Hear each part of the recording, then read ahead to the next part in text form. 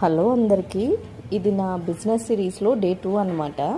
మీ అందరికీ తెలుసు కదా, నాకు చేయి తగిలింది. సో అందుకనే నిన్న రీల్ చేయలేకపోయాను. నేను 2 days అయిందండి షాప్కి వచ్చి కూడా, అందుకే షాప్ అంతా ఇలా ఉంది. Today quotation for the motivation is focus on consistency not intensity. Progress comes from showing up daily.